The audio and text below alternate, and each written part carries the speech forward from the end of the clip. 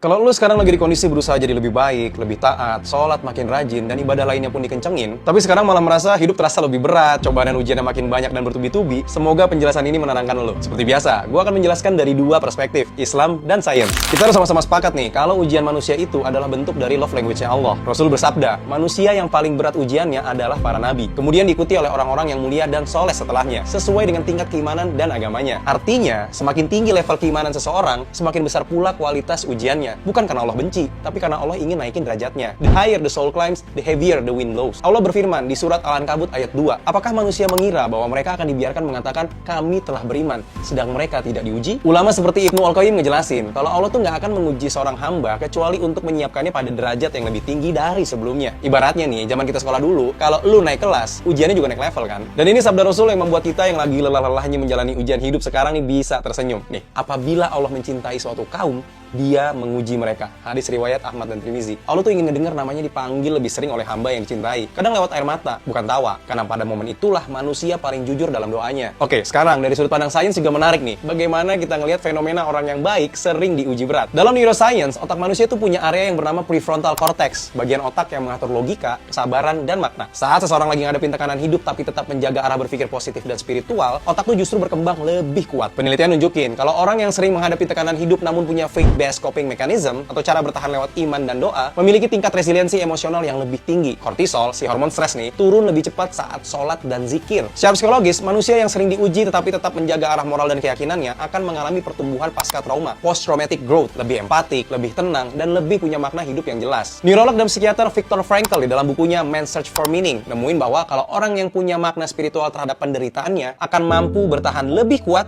dibanding yang tidak punya makna. Dan ini menariknya identik dengan ajaran Islam. Fa inna ma'al usri yusro, inna ma'al usri yusro. Sesungguhnya bersama kesulitan ada kemudahan. Al-Insyirah ayat 5 dan 6. Artinya, bukan setelah kesulitan ada kemudahan, tapi bersama. Dua hal ini hadir beriringan agar hidup kita tetap seimbang. Kadang, jalan menuju tenang tuh bukan lewat kemudahan, tapi lewat luka yang menuntun kita kembali pada arah. Karena jiwa yang kuat itu tuh nggak lahir dari nyaman, tapi dari proses panjang menata diri di tengah badai.